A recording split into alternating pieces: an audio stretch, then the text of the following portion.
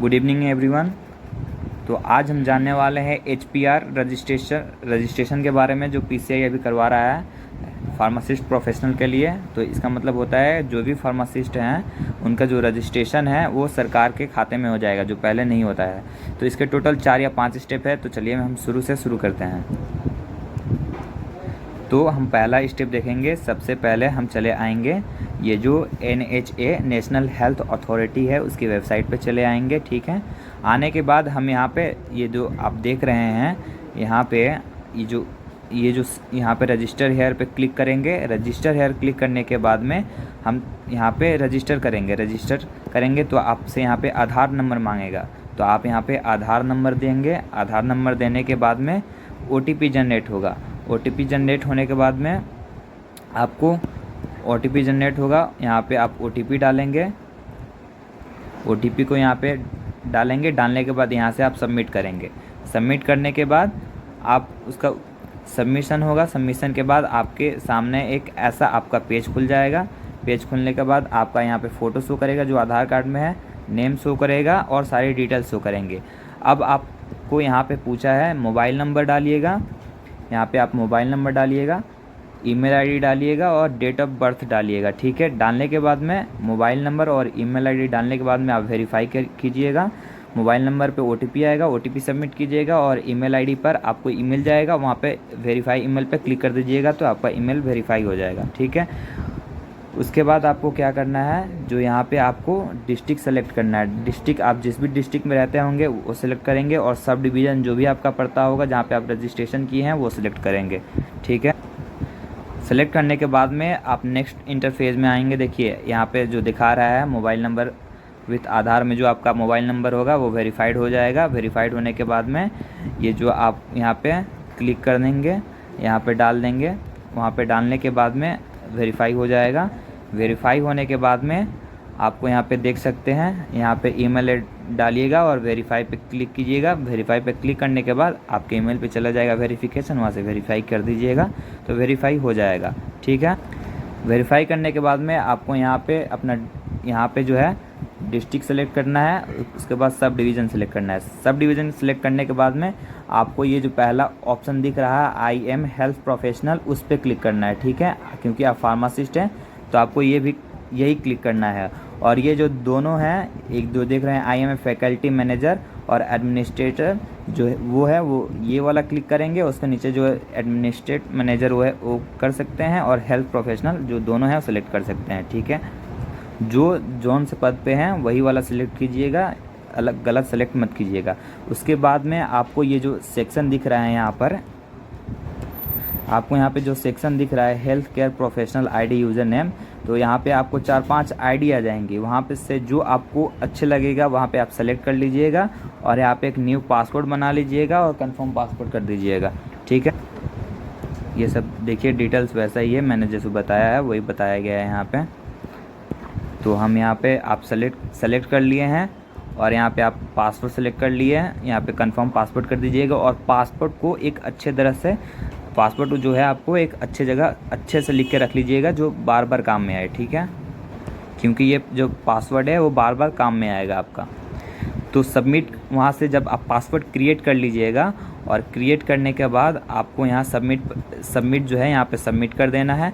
Submit करने के बाद में आपको सीधी सी बात है ये वाला प्रोफाइल खुल जाएगा। ये वाला जो आप प्रोफाइल देख रहे हैं ये प्रोफाइल खुल जाएगा। ठीक है, यहाँ पे आपका नाम वाम जो आधार कार्ड में है वो सब यहाँ पे दिखाई देगा। ठीक है, दिखाई देने के बाद में आपको क्या करना है, आपको यहाँ पे जो देख रहे हैं यहाँ पे टोटल ध्यान से समझिए, यहाँ पे 4 स्टेप है टोटल। ठीक है, तो पहला स्टेप में ऑटोमेटिकली आपका फुल नेम सेलेक्ट हुआ आएगा जो आधार कार्ड पे है, नेशनलिटी भी सेलेक्ट हुआ आएगा। आपको स्पोकन लैंग्वेज, इसमें आप ध्यान से समझिए इसमें क्या करना है।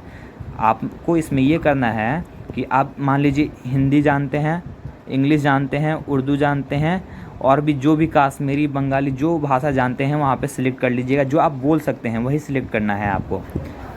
सिलेक्ट करने के बाद में आपको यहाँ पे अगर देखिए यहाँ पे क्या लिखा हुआ है, is your communication address same as above.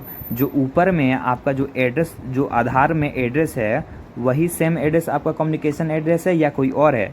तो जैसा आपका रहेगा, मान लीजिए आप वेस्ट बंगाल में किसी जगह पर रहते हैं तो वहाँ का सेम डालना होगा आधार पर का, तो वही डाल दीजिएगा। और नहीं डालना होगा जो आप कम्युनिकेशन एड्रेस डालना चाहते हैं वहाँ पे पिन कोड, कंट्री, डिस्ट्रिक्ट सब यहाँ पे आप फिलअप कर देंगे और यहाँ पर सेव एंड नेक्स्ट पे क्लिक कर देंगे। और उसके बाद हम नेक्स्ट स्टेप की तरफ बढ़ेंगे। तो नेक्स्ट स्टेप में क्या बताया गया है, यहाँ पे आप देख रहे हैं रजिस्ट्रेशन डिटेल्स पूछा है, ठीक है। तो आपको यहाँ पे जो है रजिस्टर विथ काउंसिल, आप मान लीजिए आप वेस्ट बंगाल फार्मेसी काउंसिल में रजिस्टर है या बिहार के काउंसिल में रजिस्टर है, हरियाणा, पंजाब, आप जहाँ के भी काउंसिल में रजिस्टर है वहाँ यहाँ पे सेलेक्ट कीजिएगा। सेलेक्ट करने के बाद आपको यहाँ पे जो रजिस्ट्रेशन नंबर दिया होगा, जो आपका रजिस्ट्रेशन नंबर होगा सर्टिफिकेट पे, उसको यहाँ पर इंटर कीजिएगा। इंटर करने के बाद में जब आपको एकदम पहले नया नया जो रजिस्ट्रेशन मिला था उसको यहाँ पे जो डेट लिखा होगा आप देख लीजिएगा सर्टिफिकेट में, वो यहाँ पे इंटर कर दीजिएगा। इंटर करने के बाद में आपको देखिए, अगर जिस स्टेट में आप यहाँ पे देख सकते हैं, यहाँ पे दो ऑप्शन आ रहे हैं, एक आ रहा है परमानेंट और एक रिन्यूअल। कोई ऐसे स्टेट है जो परमानेंट एक बार ही रजिस्ट्रेशन कराइएगा और लाइफ टाइम के लिए आपको रिन्यूअल का झमेला नहीं होता है। बहुत सारे ऐसे स्टेट हो सकते हैं। और ये जो रिन्यूअल का जो है, ऐसे अधिकतर स्टेट ये हैं जो रिन्यूअल कराना पड़ता है। मान लीजिए आपको रजिस्ट्रेशन मिला और 2 साल के बाद फिर आपको रिन्यू कराने आना पड़ेगा। तो अगर आपका रिन्यू हो चुका है तो रिन्यू जो आपका लास्ट मतलब मान लीजिए मेरा लास्ट रजिस्ट्रेशन 31 दिसंबर 2028 है, तो वहाँ पे 31 दिसंबर 2028 हम इंटर कर देंगे, या जो आपका रजिस्ट्रेशन एंड डेट होगा, रिन्यूअल का डेट होगा, वो यहाँ पे आप इंटर कर दीजिएगा, ठीक है। वहाँ पे क्लिक करने के बाद में, और यहाँ पे देखिए रजिस्ट्रेशन का जो ओरिजिनल रजिस्ट्रेशन है आपके पास, उसको डायरेक्ट यहाँ पे अपलोड करना है, ठीक है। और अपलोड जो है 5 MB का फाइल होना चाहिए, ओरिजिनल का 5 MB का PDF बना लीजिएगा। उसके बाद आप उसे अपलोड कर दीजिएगा। अगर आप चाहते हैं कि डिजी लॉकर से डायरेक्ट करना चाहते हैं तो यहाँ पे फुल डिटेल्स आप यहाँ पे क्लिक करके आगे का जो डिजी लॉकर आप अपना लॉगिन करके पिन डाल के आप यहाँ से ऑनलाइन भी सबमिट कर सकते हैं। देखिए ये वाला यहाँ पे हो जाएगा। हो जाने के बाद में आप ये जो साइड में देख रहे हैं, ये जो आँख का आइकन है, आई का आइकन, आप इसे क्लिक करके अपना सर्टिफिकेट भी देख सकते हैं कि सही अपलोड किया है कि नहीं किया है आपने। तो उसके बाद नेक्स्ट स्टेप में जाएंगे। यहाँ पे देख रहे हैं आप, यहाँ पे दिया है क्वालिफ़िकेशन डिटेल्स आपको मांगा है, ठीक है। तो जो आप कंट्री में क्वालिफ़िकेशन किए, मान लीजिए आप इंडिया से पढ़े हैं तो इंडिया सेलेक्ट कीजिएगा, या किसी और कंट्री से पढ़े हैं तो यानी दूसरा कंट्री सेलेक्ट कर सकते हैं आप। अगर आप दूसरे कंट्री से पढ़े हैं तो दूसरा कंट्री सेलेक्ट कीजिएगा। उसके बाद आप यहाँ पे देखिएगा आपको क्या पूछा है, नेम ऑफ डिग्री। अगर आपने देखिए आप यहाँ पे MBBS दिया हुआ है, मतलब सबका सेम है, डॉक्टर का भी, फार्मासिस्ट का, नर्स का, सबका प्रोसीड्योर सेम है। तो यहाँ पे मान लीजिए यहाँ पे MBBS दिया है तो आप यहाँ पे क्लिक कीजिएगा तो यहाँ पे फार्मासिस्ट आएगा, सॉरी फार्मासिस्ट नहीं आएगा, आपका जो डिप्लोमा डिग्री है, या B फार्मा किए हैं, D फार्मा किए हैं, या फार्म D किए हैं, तो यहाँ पे आप क्लिक कीजिएगा। क्लिक करने के बाद में आप जिस स्टेट का यूनिवर्सिटी से पढ़े हैं, मान लीजिए आप वेस्ट बंगाल का यूनिवर्सिटी से पढ़े हैं तो वहाँ पे स्टेट सेलेक्ट कर लीजिएगा, फिर कॉलेज का नाम सेलेक्ट कर लीजिएगा, फिर वहाँ का आप किस यूनिवर्सिटी से कॉलेज रिकॉग्नाइज्ड है वहाँ पे आ जाएगा, वो सिलेक्ट कर लीजिएगा। सेलेक्ट करने के बाद में आपको क्या करना है, जो मंथ ऑफ एग्जामिनेशन है, जो आप जिस ईयर पास आउट किए हैं, लास्ट जो फाइनल ईयर पास आउट किए हैं, किस मंथ में किए हैं, जो आपका सर्टिफिकेट मिला होगा डिप्लोमा जिस पे लिखा होगा कि आप इस ईयर में पास किए हैं, उस पे लिखा होगा, और जो जिस ईयर किए हैं वो सिलेक्ट कर लीजिए। सेलेक्ट करने के बाद में आपको यहाँ पे जो है सर्टिफिकेट, जो ओरिजिनल डिप्लोमा मिला है, डिग्री मिला है कॉलेज की तरफ से या यूनिवर्सिटी की तरफ से, वहाँ यहाँ पे अपलोड कर देना है। यहाँ डिजी लॉकर का भी ऑप्शन है, आप वहाँ पे भी ऑनलाइन अपलोड कर सकते हैं, और यहाँ से आप चेक कर सकते हैं। ये आई का आइकन दिख रहे हैं, वहाँ से आप चेक कर सकते हैं। उसके बाद हम नेक्स्ट स्टेप पे बढ़ेंगे, ठीक है।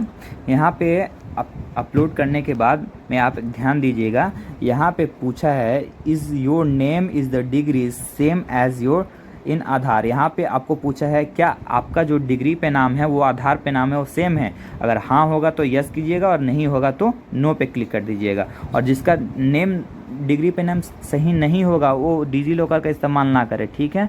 वो आप जैसा आपको दिया गया है कॉलेज से वही अपलोड कर दे, ठीक है। तो इसके बाद हम यहाँ पे अपलोड करने के बाद यहाँ पे सेव एंड नेक्स्ट कर देंगे, ठीक है। उसके बाद हम आगे बढ़ेंगे। आगे बढ़ने के बाद में हम तीसरे नंबर पे स्टेप पर आ जाएंगे।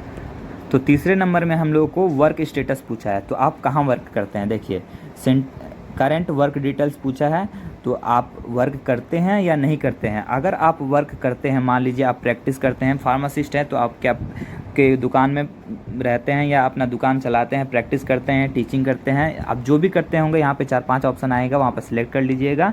ये वाला जो है देख रहे हैं टेली कंसल्टेशन URL, इसको डालना कंपलसरी नहीं है, आप डाल भी सकते हैं, छोड़ भी सकते हैं। आप देखिए, मान लीजिए आपका एक खुद का दुकान रनिंग करते हैं, तो आप यहाँ पे उसका नाम डाल दीजिएगा, किस स्टेट में है वो डाल दीजिएगा, किस डिस्ट्रिक्ट में है वो डाल दीजिएगा। और फैकल्टी आईडी है जो गवर्नमेंट जॉब कर रहे हैं उन लोगों के लिए, ठीक है। उसके बाद आप यहाँ पे सेव एंड नेक्स्ट पे क्लिक कर देंगे। यहाँ पे सेव और नेक्स्ट पे क्लिक करने के बाद में नेक्स्ट आगे हम बढ़ेंगे। तो आगे हम बढ़ेंगे तो ये हमारा रहा एक और नहीं, उसी का पार्ट है जो मैंने अभी बताया है। देखिए यहाँ पे दिया हुआ है, जो जिस स्टेट का है या सेंट्रल में जॉब करता है उसका डिटेल्स भरा है। उसके बाद ये हम लोगों का काम का नहीं है, देख लीजिएगा, जो अगर जिस जॉब में होगा उसी हिसाब से अपना सब सेलेक्ट कर लीजिएगा। अब आगे हम लोग चलेंगे तो देखिए, अब वहाँ पे हम लोगों ने यहाँ पे सब डिटेल जो जिसका होगा, अगर कोई गवर्नमेंट जॉब में है तो ये सब अपना हॉस्पिटल का नाम वाम आएगा, वो सबमिट कर देगा। और अगर जो प्राइवेट में है तो उसका ये सब कुछ नहीं आएगा, ठीक है। उसके बाद हम यहाँ पे आगे की तरफ बढ़ेंगे और यहाँ पे सेव एंड नेक्स्ट पे क्लिक कर देंगे। क्लिक करने के बाद में हमारा ये जो है ऐसा सबमिट हो जाएगा। लास्ट प्रोसेस जो है ये देख रहे हैं, यहाँ पे आप रिव्यू प्रोफाइल कर सकते हैं। और इसमें दिया है ये वाला जो आप देख रहे हैं, your profile will be visible the public, choose public display setting. इसमें ऑप्शन दिया होता है कि आपका जो दूसरे व्यक्ति हैं, पब्लिक है, वो नाम देख सकता है, नाम तो सब कोई देखेगा, मोबाइल नंबर, ईमेल और बहुत सारा कुछ ऑप्शन है, आप वहाँ पे देख सकते हैं। और यहाँ पे एक और चीज़ पूछा है, आपको ये जो सहायता मिली है, जानकारी कहाँ से मिली है। अगर आपको किसी ने असिस्ट नहीं किया है तो नो कीजिएगा, अगर किया है तो यस करके सेलेक्ट कर लीजिएगा। और यहाँ पे आप देख सकते हैं, और यहाँ पे अबाउट सेक्शन भी आ रहा है। अगर आप कुछ लिखना चाहते हैं, सजेशन देना चाहते हैं या कुछ और भी लिखना चाहते हैं तो यहाँ पे आप लिख सकते हैं।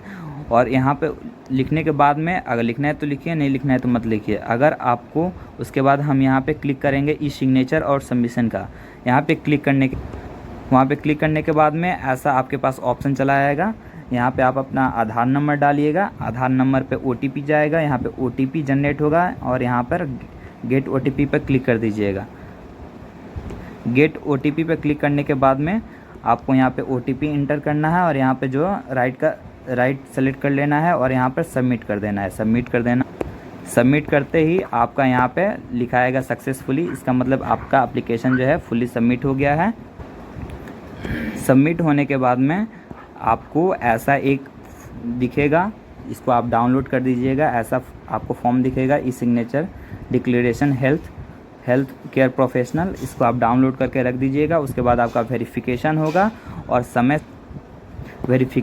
और समय समय पे आप स्टेटस देखते रहिएगा कि आपका काम कहाँ तक पहुँचा।